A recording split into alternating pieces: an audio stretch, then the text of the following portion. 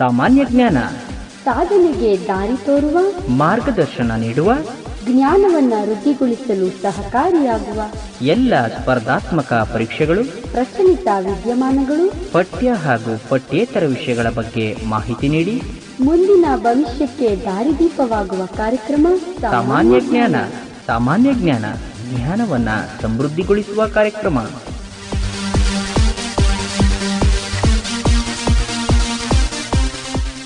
ನಮಸ್ಕಾರ. ಜನಧ್ವನಿ ವಾಹಿನಿಗೆ ಸ್ವಾಗತ.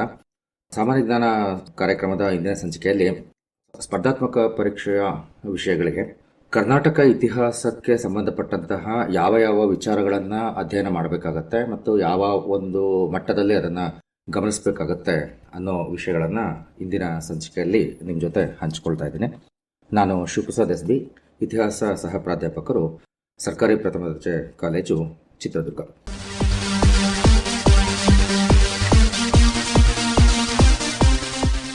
ಈಗ ಸ್ಪರ್ಧಾತ್ಮಕ ಪರೀಕ್ಷೆಯ ಪಠ್ಯಕ್ರಮವನ್ನು ನಾವು ಗಮನಿಸಿದಾಗ ಅಲ್ಲಿ ಅವರು ಭಾರತದ ಇತಿಹಾಸ ಮತ್ತು ಸಂಸ್ಕೃತಿ, ವಿಶೇಷವಾಗಿ ಕರ್ನಾಟಕಕ್ಕೆ ಸಂಬಂಧಿಸಿದಂತೆ ಅನ್ನೋ ಒಂದು ಸಾಲನ್ನು ಸಿಲೆಬಸ್ ಪಠ್ಯಕ್ರಮದಲ್ಲಿ ಮೆನ್ಷನ್ ಮಾಡಿರ್ತಾರೆ. ಅದರ ಅರ್ಥ ಭಾರತದ ಇತಿಹಾಸಕ್ಕಿಂತಲೂ ಕರ್ನಾಟಕದ ಇತಿಹಾಸದಿಂದ ಹೆಚ್ಚಿನ ಪ್ರಶ್ನೆಗಳು ಬರುತ್ತೆ ಅಥವಾ ಅದನ್ನು ವಿಶೇಷವಾಗಿ ಓದ್ಕೋಬೇಕು ಅನ್ನೋ ಅರ್ಥ ಅಲ್ಲ ಅದು. ನಾವು ಇಲ್ಲಿವರೆಗೆ ಏನು ಗಮನಿಸಿದ್ವಿ, ಭಾರತದ ಇತಿಹಾಸ, ಅದರಲ್ಲಿರ್ತಕ್ಕಂತಹ ಬೇರೆ ಬೇರೆ ವಿಭಾಗಗಳು ಮತ್ತು ಬೇರೆ ಬೇರೆ ವಿಷಯಗಳು, ಆ ವಿಷಯಗಳನ್ನು ಯಾವ ರೀತಿ ನೋಡ್ಕೋಬೇಕು ಅನ್ನೋದ್ರ ಬಗ್ಗೆ ಅದನ್ನು ನೋಡ್ಕೊಳ್ಳೋದನ್ನು ಮುಂದುವರಿಸ್ಕೋಬೇಕು. ಅದರ ಜೊತೆಗೆ ಪ್ರಾದೇಶಿಕ ಇತಿಹಾಸ ಅನ್ನೋ ವಿಚಾರ ಬಂದಾಗ ಯಾವ ಹಂತದಲ್ಲಿ ಅಂದರೆ ಯಾವ ಪ್ರದೇಶದ ಇತಿಹಾಸಕ್ಕೆ ಹೆಚ್ಚಿನ ಪ್ರಾಮುಖ್ಯತೆ ನೀಡಲಾಗುತ್ತೆ ಅನ್ನೋದನ್ನ ಸೂಚ್ಯವಾಗಿ ಅಲ್ಲಿ ತಿಳಿಸಲಾಗುತ್ತೆ. ಅಂದರೆ ಈಗ ಪ್ರಾದೇಶಿಕ ಇತಿಹಾಸ ಅಂತಂದರೆ ತಮಿಳುನಾಡಿನ ಇತಿಹಾಸ, ಮಹಾರಾಷ್ಟ್ರದ ಇತಿಹಾಸ, ಬಂಗಾಳ ಅಥವಾ ಪಂಜಾಬ್, ಈ ರೀತಿ ಪ್ರತಿಯೊಂದು ಪ್ರದೇಶಕ್ಕೂ ಕೂಡ ಅದರದ್ದೇ ಆದಂತಹ ಒಂದು ಇತಿಹಾಸ ಇರುತ್ತೆ, ಅಂದರೆ ಪ್ರಾದೇಶಿಕ ಮಟ್ಟದ ಇತಿಹಾಸ ಇರುತ್ತೆ. ಆದರೆ ವಿಶೇಷವಾಗಿ ಕರ್ನಾಟಕಕ್ಕೆ ಸಂಬಂಧಿಸಿದಂತೆ ಅಂದಾಗ ಇಲ್ಲಿ ನಾವು ಕರ್ನಾಟಕದ ಇತಿಹಾಸವನ್ನು ಸಹ ಇನ್ನೂ ಒಂದು ಹಂತದ ಮತ್ತು ಪ್ರಾದೇಶಿಕ ಪ್ರಾಮುಖ್ಯತೆಯ ವಿಚಾರಗಳನ್ನು ನಾವಿಲ್ಲಿ ಗಮನಿಸಬೇಕಾಗುತ್ತೆ. ಅಂದರೆ ಈಗ ರಾಷ್ಟ್ರೀಯ ಪ್ರಾಮುಖ್ಯತೆ ವಿಚಾರಗಳು ಮತ್ತು ಪ್ರಾದೇಶಿಕ ಪ್ರಾಮುಖ್ಯತೆಯ ವಿಚಾರಗಳು ಅಂದರೆ ಇತಿಹಾಸಕ್ಕೆ ಸಂಬಂಧಪಟ್ಟಂತೆ ಇರೋದ್ರಲ್ಲಿ ಕರ್ನಾಟಕದ ಇತಿಹಾಸದಲ್ಲಿರೋ ಪ್ರಾದೇಶಿಕ ಮಟ್ಟದ ಪ್ರಾಮುಖ್ಯದ ವಿಷಯಗಳನ್ನು ನಾವಿಲ್ಲಿ ಗಮನಿಸಬೇಕಾಗತ್ತೆ. ಅಂತಹ ವಿಷಯಗಳು ಯಾವ್ಯಾವು ಮತ್ತು ಯಾವ ರೀತಿಯ ನಮಗದು ವ್ಯತ್ಯಾಸಗಳನ್ನು ಗುರುತಿಸ್ಕೋಬಹುದು, ಯಾವ್ಯಾವ ವಿಷಯಗಳನ್ನು ನಾವಿಲ್ಲಿ ಅಧ್ಯಯನ ಮಾಡಬೇಕಾಗತ್ತೆ, ಯಾವ ಸೂಕ್ಷ್ಮತೆಯನ್ನು ನಾವಿಲ್ಲಿ ಅಳವಡಿಸ್ಕೊಳ್ಬೇಕಾಗತ್ತೆ ಅನ್ನೋದನ್ನ ನಾನು ನಿಮ್ಮ ಮುಂದೆ ಇವತ್ತು ಚರ್ಚೆ ಮಾಡ್ತಾರೆ. ಈಗ ಮೊದಲನೇದಾಗಿ ಕರ್ನಾಟಕದ ಇತಿಹಾಸವನ್ನು ನಾವು ಆಸ್ ಯೂಶುವಲ್ 3 ಭಾಗ ಮಾಡ್ಕೋಬಹುದು. ಒಂದು ಪ್ರಾಚೀನ ಕರ್ನಾಟಕದ ಇತಿಹಾಸ, ಮಧ್ಯಕಾಲೀನ ಕರ್ನಾಟಕದ ಇತಿಹಾಸ ಮತ್ತು ಆಧುನಿಕ ಕರ್ನಾಟಕದ ಇತಿಹಾಸ. ಸಾಮಾನ್ಯವಾಗಿ ದ ಮೋಸ್ಟ್ ಅಕ್ಸೆಪ್ಟೆಡ್, ತುಂಬಾ ಜನ ಒಪ್ಕೊಳ್ತಕ್ಕಂಥ ಒಂದು ವಿಭಾಗ ಅಂದರೆ ಈ ಒಂದು ಕಾಲಗಣನೆ ಯಾವ ರೀತಿ ಅಂದರೆ ಆರಂಭದಿಂದ ಕಲ್ಯಾಣಿ ಚಾಲುಕ್ಯರ ಅವಧಿಯವರೆಗೆ ಮತ್ತು ಕೆಲವು ವಿದ್ವಾಂಸರ ಪ್ರಕಾರ ಹೊಯ್ಸಳರವರೆಗೆ, ಅಂದರೆ ದಕ್ಷಿಣ ಭಾರತದ ಮೇಲೆ ಅಲಾವುದ್ದೀನ್ ಖಿಲ್ಜಿಯ ದಂಡಯಾತ್ರೆಗಳು ಆಗೋವರೆಗೆ, ಅಂದರೆ 1312-16 ಏನಿದೆ, ಹೊಯ್ಸಳ ವಂಶದ ಅಂತ್ಯದವರೆಗೆ ಏನಿದೆ, ಇದನ್ನ ಪ್ರಾಚೀನ ಕರ್ನಾಟಕದ ಇತಿಹಾಸ ಅಂತ ಪರಿಗಣಿಸಲಾಗುತ್ತೆ. ಹೊಯ್ಸಳರ ಇತಿಹಾಸ ಅಥವಾ ವಿಜಯನಗರದ ಇತಿಹಾಸದಿಂದ ಮೈಸೂರಿನಲ್ಲಿ ಒಡೆಯರ್ಗಳ ಆಳ್ವಿಕೆಯನ್ನ ಕೊನೆಗಾಣಿಸಿ ಹೈದರಾಲಿ ಮತ್ತು ಟಿಪ್ಪು ಸುಲ್ತಾನ್ ಅಧಿಕಾರಕ್ಕೆ ಬರೋವರೆಗೆ ಇರತಕ್ಕಂಥ ಅವಧಿ ಏನಿದೆ, ಇದನ್ನ ಮಧ್ಯಕಾಲೀನ ಕರ್ನಾಟಕದ ಇತಿಹಾಸ ಅಂತ ಪರಿಗಣಿಸಲಾಗುತ್ತೆ. ಅದೇ ರೀತಿ ಹೈದರಾಲಿ ಟಿಪ್ಪು ಸುಲ್ತಾನ್ನ ನಂತರದಲ್ಲಿ ಇರ್ತಕ್ಕಂತಹ ಇತಿಹಾಸವನ್ನ ನಾವು ಆಧುನಿಕ ಕರ್ನಾಟಕದ ಇತಿಹಾಸ ಅಂತ ಹೇಳ್ತೇವೆ. ಇನ್ನು ಉಳಿದಂತೆ ಸ್ವಾತಂತ್ರ್ಯ ಹೋರಾಟ, ಕರ್ನಾಟಕದಲ್ಲಿ ಸ್ವಾತಂತ್ರ್ಯ ಹೋರಾಟ ಅನ್ನೋದನ್ನ ನಾವು ಭಾರತದಲ್ಲಿ ಯಾವ ರೀತಿ ಸ್ವಾತಂತ್ರ್ಯ ಹೋರಾಟ ನಡೀತಾ ಇತ್ತೋ ಆ ಸ್ವಾತಂತ್ರ್ಯ ಹೋರಾಟದ ಘಟನೆಗಳಿಗೆ ಪ್ರತಿಕ್ರಿಯೆಯಾಗಿ ಕರ್ನಾಟಕದಲ್ಲಿ ಯಾವ ರೀತಿಯ ಘಟನೆಗಳು ಮತ್ತು ಯಾವ ಪ್ರಮುಖ ವ್ಯಕ್ತಿಗಳು, ಪ್ರಮುಖ ಸ್ಥಳಗಳು ಇಲ್ಲಿ ಕಂಡು ಬರ್ತವೆ, ಅದನ್ನು ನಾವು ವಿಶೇಷವಾಗಿ ಕರ್ನಾಟಕದ ಸ್ವಾತಂತ್ರ್ಯ ಇತಿಹಾಸ ಅಂತ ನಾವಿಲ್ಲಿ ಗಮನಿಸ್ತೇವೆ. ಅದೇ ರೀತಿ ಸಮಕಾಲೀನ ಕರ್ನಾಟಕದ ಇತಿಹಾಸ ಅಂದರೆ 1947ರಿಂದ ಸರಿಸುಮಾರು ಕಳೆದ 20 ವರ್ಷಗಳ ಹಿಂದಿನವರೆಗಿನ, ಅಂದರೆ ಹೆಚ್ಚು ಕಡಿಮೆ ನಾವು 2005 ಅಥವಾ 2010ರವರೆಗಿನ ಐತಿಹಾಸಿಕ ಘಟನೆಗಳನ್ನು, ಬೆಳವಣಿಗೆಗಳನ್ನು ಸಹ ನಾವು ಸಮಕಾಲೀನ ಕರ್ನಾಟಕದ ಇತಿಹಾಸದಲ್ಲಿ ಪರಿಗಣಿಸಬಹುದಾಗುತ್ತೆ. ಈಗ ಸಾಧ್ಯ ಆದಷ್ಟು ಎಲ್ಲ ಅಂಶಗಳನ್ನು ನಿಮಗೆ ವ್ಯತ್ಯಾಸಗಳೊಂದಿಗೆ, ಅಂದರೆ ಭಾರತದ ಇತಿಹಾಸವನ್ನು ಯಾವ ರೀತಿ ನೋಡೋದು, ಯಾವ ವಿಷಯಗಳನ್ನು ಅಂತ ನಾವು ನೋಡಿದ್ದೆ ಆಗಲೇ ಪ್ರಾದೇಶಿಕ ಮಟ್ಟದಲ್ಲಿ ಈ ಅಂಶಗಳನ್ನು ಎಷ್ಟರ ಮಟ್ಟಿಗೆ ಗಮನಿಸಬೇಕಾಗುತ್ತೆ, ಯಾವಕ್ಕೆ ಪ್ರಾಮುಖ್ಯತೆ ಕೊಡಬೇಕಾಗುತ್ತೆ, ಯಾವ ರೀತಿ ಆ ಒಂದು ವಿಷಯಗಳನ್ನು ಆಯ್ಕೆ ಮಾಡ್ಕೋಬೇಕಾಗುತ್ತೆ ಅನ್ನೋದನ್ನ ನಾನಿಲ್ಲಿ ನಿಮ್ಮ ಮುಂದೆ ಇಡ್ತೇನೆ. ಮೊದಲನೇದಾಗಿ ಪ್ರಾಚೀನ ಕರ್ನಾಟಕದ ಇತಿಹಾಸಕ್ಕೆ ಸಂಬಂಧಿಸಿದಂತೆ ಕರ್ನಾಟಕದ ಒಂದು ಪ್ರಾಚೀನತೆ ಅಥವಾ ಕರ್ನಾಟಕದ ಇತಿಹಾಸ ಅಂದರೆ ಕರ್ನಾಟಕ ಅನ್ನೋ ಹೆಸರು ಯಾವ ರೀತಿ ಬಂತು, ಕರ್ನಾಟಕದ ಭೌಗೋಳಿಕ ಲಕ್ಷಣಗಳು, ಕರ್ನಾಟಕದ ಭೌಗೋಳಿಕ ಪ್ರದೇಶಗಳು, ಕರ್ನಾಟಕ ಅಥವಾ ಕನ್ನಡ ಅನ್ನೋ ಪ್ರದೇಶದ ವ್ಯಾಪ್ತಿ, ಕನ್ನಡ ಭಾಷೆ ಮತ್ತು ಕರ್ನಾಟಕ ಜನಾಂಗಗಳ, ದ್ರಾವಿಡ ಜನಾಂಗಗಳ ಪ್ರಾಚೀನತೆಗಳನ್ನು ನಾವಿಲ್ಲಿ ಗಮನಿಸಬೇಕಾಗುತ್ತೆ. ಕರ್ನಾಟಕದಲ್ಲಿರ್ತಕ್ಕಂತಹ ಪ್ರಮುಖ ಬುಡಕಟ್ಟುಗಳು ಮತ್ತು ಜನಾಂಗಗಳನ್ನು ಸಹ ನಾವಿಲ್ಲಿ ಗುರುತಿಸಬೇಕಾಗತ್ತೆ. ಏಕೆಂದರೆ ನಾವು ಅವ್ರನ್ನ ಆದಿವಾಸಿಗಳು ಅಥವಾ ಬುಡಕಟ್ಟು ನಿವಾಸಿಗಳು ಅಂತ ಕರಿತೀವಿ. ಒಂದು ತುಂಬಾ ಒಪ್ಕೊಂಡಿರ್ತಕ್ಕಂಥ ಒಂದು ವಿಷಯ ಏನು ಅಂತಂದ್ರೆ, ನಾವೇನು ಆರ್ಯ ಸಂಸ್ಕೃತಿ ಅಂತ ಕರಿತೀವಿ, ಈ ಆರ್ಯ ಸಂಸ್ಕೃತಿ ಉತ್ತರ ಭಾರತದಿಂದ ದಕ್ಷಿಣ ಭಾರತಕ್ಕೆ ವಲಸೆ ಬಂತು. ಹಾಗಾಗಿ ದಕ್ಷಿಣ ಭಾರತಕ್ಕೆ ಆರ್ಯ ಸಂಸ್ಕೃತಿ ಬರೋದಕ್ಕಿಂತ ಮುಂಚೆ ಇದ್ದಂತಹ ಇಲ್ಲಿನ ನಿವಾಸಿ ಕನ್ನಡಿಗರನ್ನ, ಕನ್ನಡ ಬುಡಕಟ್ಟುಗಳನ್ನ, ಜನಾಂಗಗಳನ್ನ ನಾವು ಮೂಲ ನಿವಾಸಿಗಳು ಅಂತ ಕರಿತೀವಿ. ಆ ಮೂಲ ನಿವಾಸಿಗಳನ್ನ ನಾವು ಬುಡಕಟ್ಟುಗಳು ಮತ್ತು ಬೇರೆ ಬೇರೆ ಜನಾಂಗಗಳಾಗಿ ಗುರುತಿಸ್ತಾ ಬರ್ತೇವೆ.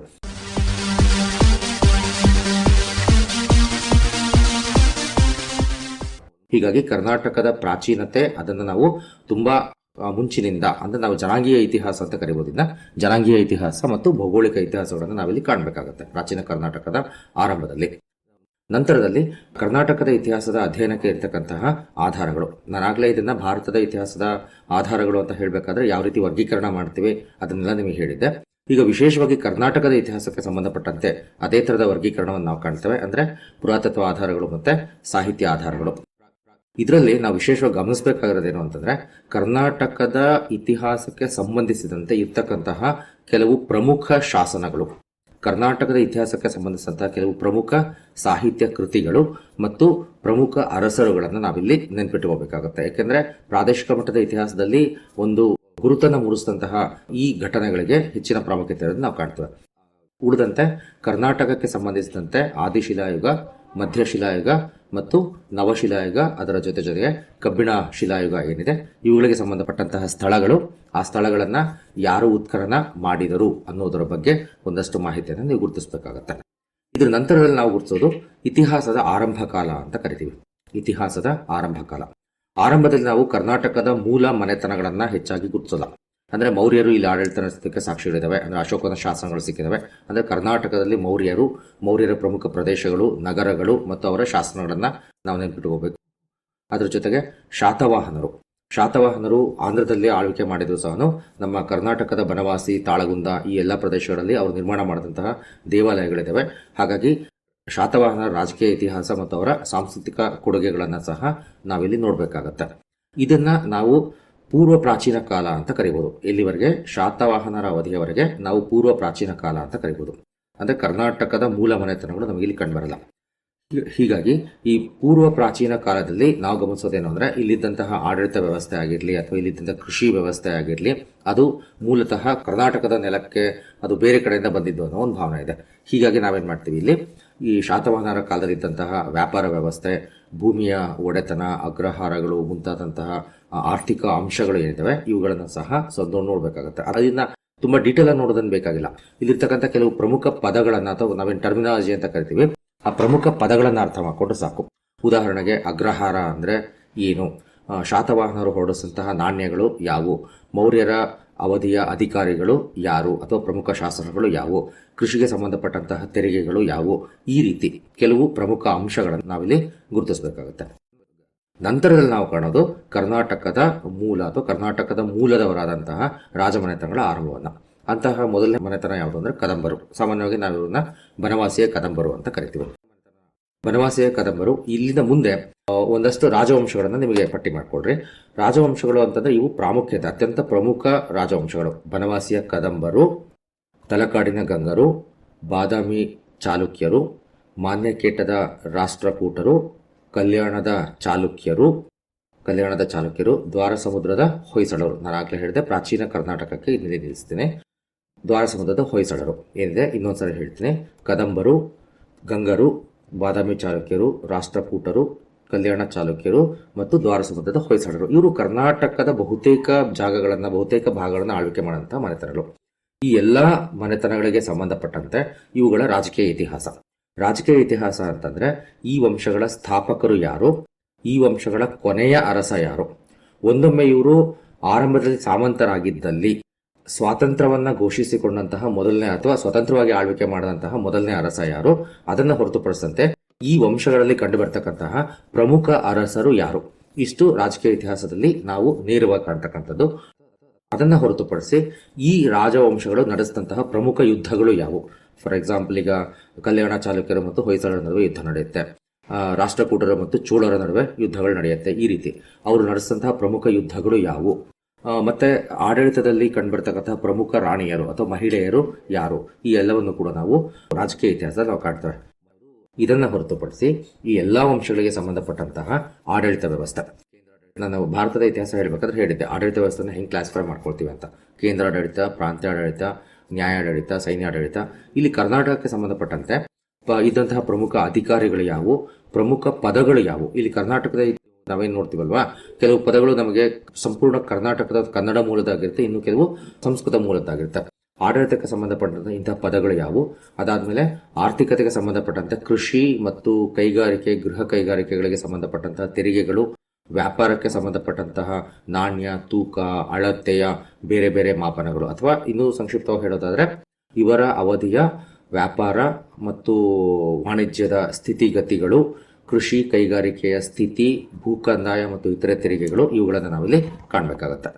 ಅದರ ಜೊತೆಗೆ ಈ ಎಲ್ಲ ವಂಶಗಳ ಅಥವಾ ಈ ಎಲ್ಲ ಒಂದು ಅವಧಿಯಲ್ಲಿ ನಾವು ಕಾಣ್ತಕ್ಕಂತಹ ಶಿಕ್ಷಣ ವ್ಯವಸ್ಥೆ ಯಾವ ರೀತಿ ಇತ್ತು, ಅದೇ ರೀತಿ ನಗರಗಳು, ಪ್ರಮುಖ ನಗರಗಳು, ರಾಜಧಾನಿಗಳು ಯಾವ್ಯಾವು ಇದ್ವು, ಮತ್ತೆ ಸಾಹಿತ್ಯ ಕೃತಿಗಳು ಯಾವುವು. ಬಹುತೇಕ ನಮಗೆ ಬಾದಾಮಿ ಚಾಲುಕ್ಯರ ಅವಧಿಯಿಂದ ಸಾಹಿತ್ಯ ಕೃತಿಗಳು ಕಂಡು ಬರ್ತವೆ, ಗಂಗರು ಮತ್ತೆ ಬಾದಾಮಿ ಚಾಲುಕ್ಯರ ಅವಧಿಯಿಂದ. ಇನ್ನು ರಾಷ್ಟ್ರಕೂಟರ ಅವಧಿಯಿಂದ ಈ ಸಾಹಿತ್ಯ ಕೃತಿಗಳ ಪ್ರಮಾಣ ಮತ್ತು ಸಂಖ್ಯೆ ಜಾಸ್ತಿ ಆಗ್ತಾ ಹೋಗುತ್ತೆ. ನೀವು ಯಾವುದೇ ಒಂದು ಕೃತಿಯನ್ನು ಗುರುತು ಮಾಡ್ಕೋಬೇಕಾದ್ರೆ ಅದರ ಕೃತಿ, ಅದರ ಕರ್ತೃ ಯಾರು, ಯಾರ ಆಸ್ಥಾನದಲ್ಲಿದ್ರು, ಅದು ಯಾವ ಭಾಷೆಯಲ್ಲಿದೆ ಮತ್ತು ಅದು ಯಾವ ವಿಚಾರವಾಗಿ ಮಾತಾಡುತ್ತೆ, ಈ ರೀತಿ ಒಂದು ಪಟ್ಟಿ ಮಾಡಿಕೊಂಡು ಅದನ್ನ ನೆನ್ಪಿಟ್ಟುಕೊಳ್ಳೋದು ಉತ್ತಮ. ಇನ್ನು ವಾಸ್ತುಶಿಲ್ಪದ ವಿಚಾರಕ್ಕೆ ಬಂದ್ರೆ ಪ್ರಮುಖ ದೇವಾಲಯಗಳು ಯಾವುವು, ಅಥವಾ ನೀವು ಇದನ್ನ ರಾಜವಂಶದ ಪ್ರಕಾರ ಮಾಡ್ಕೊಡ್ರಿ. ಬಾದಾಮಿ ಚಾಲುಕ್ಯರ ಅವಧಿಯ ವಾಸ್ತುಶಿಲ್ಪದ ಕೇಂದ್ರಗಳು ಅಂದ್ರೆ ಬಾದಾಮಿ, ಐಹೊಳೆ, ಪಟ್ಟದಕಲ್ಲು, ಮಹಾಕೂಟ, ಈ ರೀತಿ. ಅಥವಾ ಕಲ್ಯಾಣ ಚಾಲುಕ್ಯರು ಅಂತ ಬಂದಾಗ ಲಕ್ಕುಂಡಿ, ಡಂಬಳ. ಈಗ ನೋಡ್ರಿ, ಒಂದು ವ್ಯತ್ಯಾಸ ಗಮನಿಸಿ. ನಾವು ಏನು ಈ ವಾಸ್ತುಶಿಲ್ಪಗಳು ಅಂತಂದ್ರೆ ಭಾರತದ ಇತಿಹಾಸದಲ್ಲಿ ಓದ್ತಾ ಇದ್ವಲ್ಲ, ಅವಾಗ ನಮಗೆ ಭಾರತದ ಇತಿಹಾಸದಲ್ಲಿ ಪ್ರಾಮುಖ್ಯತೆ ಪಡೆದಿದ್ದು ಅಂತಂದ್ರೆ ಕೈಲಾಸನಾಥ ದೇವಾಲಯ ಎಲ್ಲೋರದಲ್ಲಿರ್ತಕ್ಕಂಥದ್ದು, ಬಿಟ್ರೆ ಬಾದಾಮಿ, ಐಹೊಳೆ, ಪಟ್ಟದಕಲ್ಲು. ಆದ್ರೆ ಕಲ್ಯಾಣ ಚಾಲುಕ್ಯರ ಅವಧಿಗೆ ಬಂದಾಗ ನಾವು ಡಂಬಳ, ಲಕ್ಕುಂಡಿ, ಸೂಡಿ ಇವೆಲ್ಲ ಹೇಳ್ತೀವಲ್ವಾ, ಇವು ಭಾರತದ ಇತಿಹಾಸದ ಮಟ್ಟಕ್ಕೆ ಪ್ರಾಮುಖ್ಯತೆ ಇಲ್ಲ, ಆದ್ರೆ ಕರ್ನಾಟಕದ ಪ್ರಾದೇಶಿಕ ಇತಿಹಾಸದ ಮಟ್ಟಕ್ಕೆ ಪ್ರಾಮುಖ್ಯತೆ ಪಡೆದಿರ್ತಕ್ಕಂಥ ವಿಚಾರಗಳು. ಈ ತರದಲ್ಲಿ ಪ್ರಾದೇಶಿಕ ಇತಿಹಾಸಕ್ಕೆ ಅಥವಾ ವಿಶೇಷವಾಗಿ ಕರ್ನಾಟಕದ ಇತಿಹಾಸ ಅಂದಾಗ ಇವುಗಳನ್ನು ನಾವು ಗಮನಿಸಬೇಕಾಗುತ್ತೆ. ಇನ್ನು ಮಧ್ಯಕಾಲೀನ ಕರ್ನಾಟಕದ ಇತಿಹಾಸವನ್ನ ನಾವು ಆರಂಭಿಸೋದೆಲ್ಲಿಂದ ಅಂತಂದ್ರೆ ವಿಜಯನಗರ ಸಾಮ್ರಾಜ್ಯದ ಇತಿಹಾಸದಿಂದ. ಅದಕ್ಕಿಂತಲೂ ಸ್ವಲ್ಪ ಮುಂಚೆ ಕರ್ನಾಟಕದ ಬೇರೆ ಬೇರೆ ಭಾಗಗಳನ್ನು, ಅದರಲ್ಲೂ ವಿಶೇಷವಾಗಿ ಉತ್ತರದ ಮತ್ತು ಈಶಾನ್ಯ ಭಾಗಗಳನ್ನು ಆಳ್ವಿಕೆ ಮಾಡಿದಂತಹ, ಉತ್ತರದ ಭಾಗಗಳಲ್ಲಿದ್ದಂತಹ ದೇವಗಿರಿಯ ಸೇವಣರು ಅಥವಾ ಯಾದವರು, ಮತ್ತೆ ಈಶಾನ್ಯ ಭಾಗದಲ್ಲಿ ಆಳ್ವಿಕೆ ಮಾಡಿದಂತಹ ವಾರಂಗಲ್ನ ಕಾಕತೀಯರು, ಅವರ ಇತಿಹಾಸವನ್ನು ಮತ್ತು ಪ್ರಮುಖ ಅರಸರನ್ನು ಸಹ ನಾವು ಗಮನಿಸಬೇಕಾಗುತ್ತೆ. ಕರ್ನಾಟಕದ ಇತಿಹಾಸದಲ್ಲಿ ವಿಜಯನಗರ ಸಾಮ್ರಾಜ್ಯಕ್ಕೆ ಒಂದು ವಿಶೇಷವಾದಂತಹ ಸ್ಥಾನ ಇರೋದು ನಮ್ಮೆಲ್ಲರಿಗೂ ಗೊತ್ತೇ.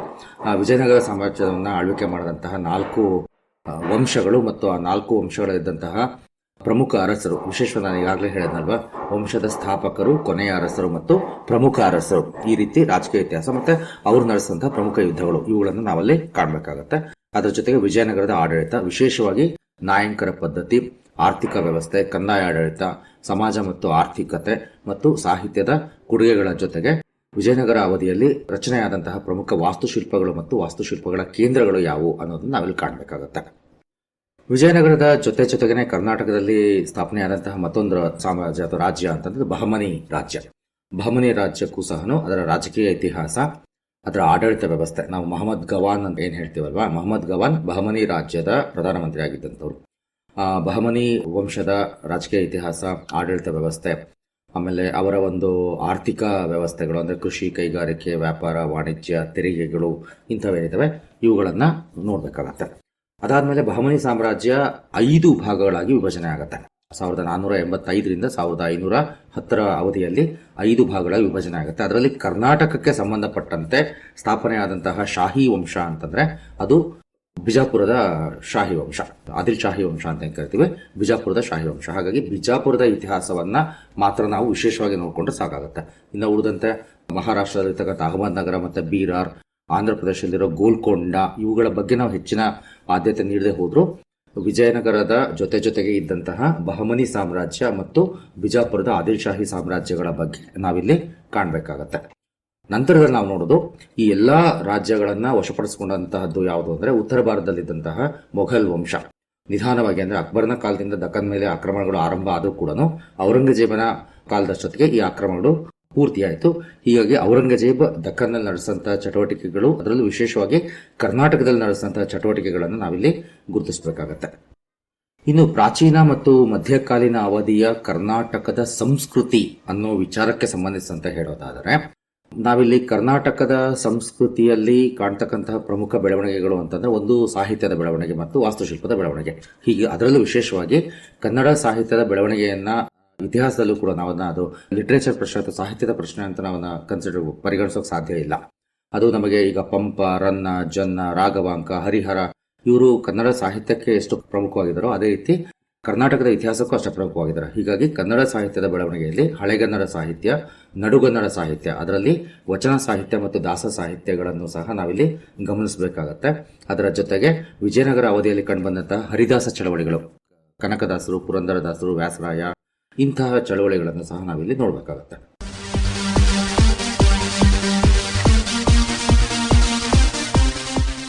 ಇನ್ನು ವಿಜಯನಗರ ನಂತರದ ಕರ್ನಾಟಕದಲ್ಲಿ ನಾವು ಒಂದಷ್ಟು ಪಾಳೆಪಟ್ಟಗಳು, ಅದರಲ್ಲಿ ವಿಶೇಷವಾಗಿ ಕರ್ನಾಟಕದಲ್ಲಿ ಸ್ವಲ್ಪ ಪ್ರಖ್ಯಾತಿ ಪಡೆದಂತಹ ಪಾಳೆಪಟ್ಟಗಳು ಅಂದರೆ ಕೆಳದಿ, ಚಿತ್ರದುರ್ಗ, ಯಲಹಂಕ, ಮೈಸೂರು ಮತ್ತೆ ಮರಾಠರು, ಕರ್ನಾಟಕದಲ್ಲಿ ಬಂದಂತಹ ಮರಾಠ ಮನೆತನಗಳು, ಇವುಗಳನ್ನು ನಾವು ನೋಡಬೇಕಾಗುತ್ತೆ.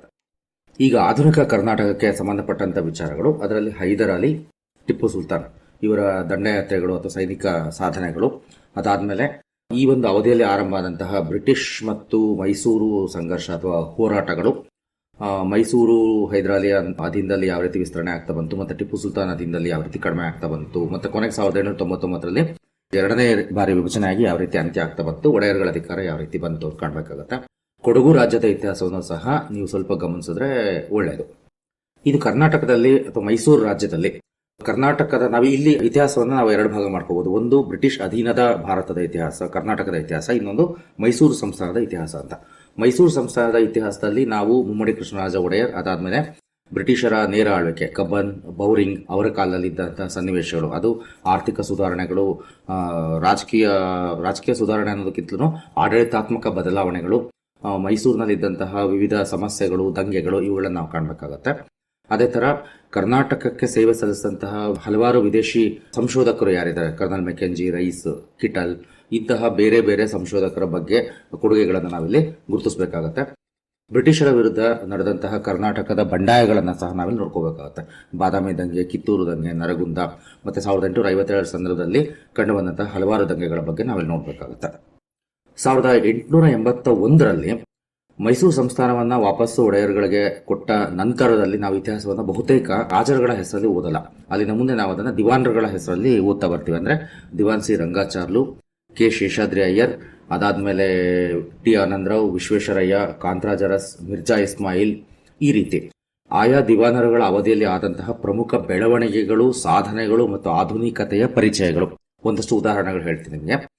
ರಂಗಾಚಾರ್ಲ ಅವರ ಅವಧಿಯಲ್ಲಿ ಮೈಸೂರು ರೈಲ್ವೆ ಮಾರ್ಗಗಳು ಎಲ್ಲಿಂದ ಎಲ್ಲಿಗಾಯಿತು, ಶೇಷಾದ್ರಿ ಅಯ್ಯರ್ ಅವಧಿಯಲ್ಲಿ ರೈಲ್ವೆ ಮಾರ್ಗ ಎಲ್ಲಿಂದ ಎಲ್ಲಿಗನ್ನ ಆಯಿತು, ಮತ್ತು Kolar KGF Kolar gold fields ಯಾವಾಗ ಸ್ಥಾಪನೆ ಆಯಿತು, ಆ ಕಂಪನಿ ಯಾವುದು, ಅದಾದಮೇಲೆ ವಿಶ್ವೇಶ್ವರಯ್ಯ ಅವರ ಅವಧಿಯಲ್ಲಾದಂತಹ ಶೈಕ್ಷಣಿಕ ಮತ್ತು ಆರ್ಥಿಕ ಬೆಳವಣಿಗೆಗಳೇನು, ಅದೇ ಥರ ಮಿರ್ಜಾ ಇಸ್ಮಾಯಿಲ್ ಅವರ ಆದಂತಹ ಶೈಕ್ಷಣಿಕ ಆರ್ಥಿಕ ಬೆಳವಣಿಗೆಗಳು, ಈ ರೀತಿ ಮತ್ತು ಒಟ್ಟಾರೆಯಾಗಿ ಮೈಸೂರು ಒಡೆಯರ ಕಾಲದ ಸಾಂಸ್ಕೃತಿಕ ಬೆಳವಣಿಗೆಗಳನ್ನು ನಾವಿಲ್ಲಿ ಕಾಣಬೇಕಾಗತ್ತೆ. ಇನ್ನು ಕರ್ನಾಟಕದ ಏಕೀಕರಣ ಚಳವಳಿಯಲ್ಲಿ ಏಕೀಕರಣಕ್ಕಿಂತ ಮುಂಚೆ ಕನ್ನಡ ಪ್ರದೇಶಗಳು ಎಲ್ಲಿ ಯಾವ್ಯಾವ ಭಾಗಗಳಲ್ಲಿ ಹಂಚಿ ಹೋಗಿದ್ವು, ಆಯಾ ಪ್ರದೇಶಗಳಲ್ಲಿ ಯಾವ ಸ್ಥಿತಿಗತಿಗಳು ಇದ್ವು, ಏಕೀಕರಣಕ್ಕೆ ಸಂಬಂಧಪಟ್ಟಂತೆ ಪತ್ರಿಕೆಗಳು, ವಿದ್ವಾಂಸರು ಮತ್ತು ಬೇರೆ ಬೇರೆ ಸಂಘ ಸಂಸ್ಥೆಗಳು ಯಾವ ರೀತಿ ಪಾತ್ರಗಳನ್ನು ವಹಿಸಿದ್ರು, ಪ್ರಮುಖ ಪತ್ರಿಕೆಗಳು ಯಾವುವು, ಪ್ರಮುಖ ವಿದ್ವಾಂಸರು ಯಾರು, ಅವರ ಕೊಡುಗೆಗಳು ಯಾವುವು, ಇದನ್ನ 1920ರವರೆಗೆ ಅಂತ ಒಂದು ಹಂತ ಮಾಡ್ಕೊಳ್ರಿ, 1920ರಿಂದ 47ರವರೆಗೆ ಅಂತ ಒಂದು ಹಂತ ಮಾಡ್ಕೊಳ್ರಿ. ಭಾರತಕ್ಕೆ ಸ್ವಾತಂತ್ರ್ಯ ಬಂದಾದ ಮೇಲೆ ಏಕೀಕರಣಕ್ಕೆ ಸಂಬಂಧಪಟ್ಟಂತೆ ರಚನೆ ಆದಂತಹ ವಿವಿಧ ಸಮಿತಿಗಳು ಮತ್ತು ಅವುಗಳ ಶಿಫಾರಸುಗಳು ಯಾವುವನ್ನ ಒಂದು ಕಡೆ ಗಮನಿಸ್ತಾವ್ರಿ. SK ಧರ್ ಆಯೋಗ, ಅದಾದ್ಮೇಲೆ JVP ಆಯೋಗ, ಈ ಥರದಲ್ಲಿ ಕೊನೆಗೆ ರಾಜ್ಯ ಪುನರ್ವಿಂಗಡನಾ ಆಯೋಗ, ಈ ರೀತಿ ಮಾಡ್ಕೊಳ್ರಿ.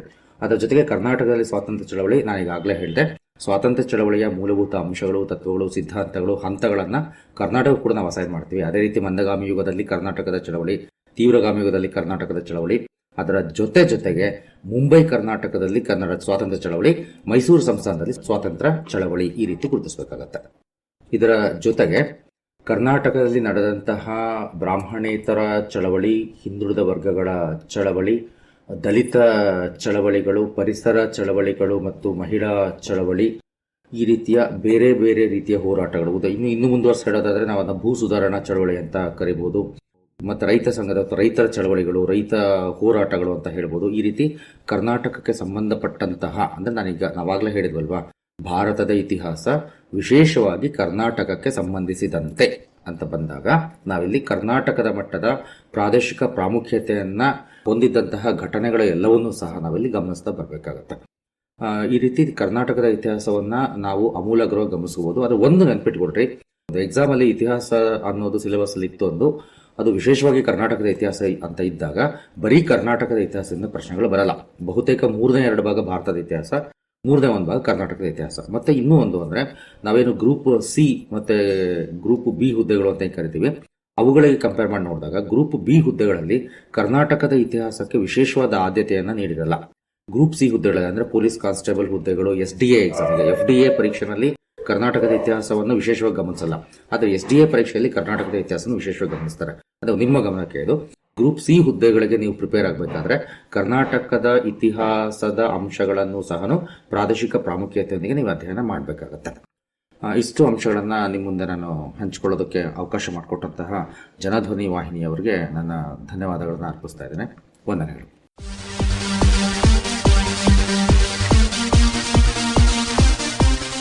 ಸಾಮಾನ್ಯ ಜ್ಞಾನ ಸಾಧನೆಗೆ ದಾರಿ ತೋರುವ, ಮಾರ್ಗದರ್ಶನ ನೀಡುವ, ಜ್ಞಾನವನ್ನ ವೃದ್ಧಿಗೊಳಿಸಲು ಸಹಕಾರಿಯಾಗುವ ಎಲ್ಲ ಸ್ಪರ್ಧಾತ್ಮಕ ಪರೀಕ್ಷೆಗಳು, ಪ್ರಚಲಿತ ವಿದ್ಯಮಾನಗಳು, ಪಠ್ಯ ಹಾಗೂ ಪಠ್ಯೇತರ ವಿಷಯಗಳ ಬಗ್ಗೆ ಮಾಹಿತಿ ನೀಡಿ ಮುಂದಿನ ಭವಿಷ್ಯಕ್ಕೆ ದಾರಿದೀಪವಾಗುವ ಕಾರ್ಯಕ್ರಮ ಸಾಮಾನ್ಯ ಜ್ಞಾನ. ಸಾಮಾನ್ಯ ಜ್ಞಾನ ಜ್ಞಾನವನ್ನ ಸಮೃದ್ಧಿಗೊಳಿಸುವ ಕಾರ್ಯಕ್ರಮ.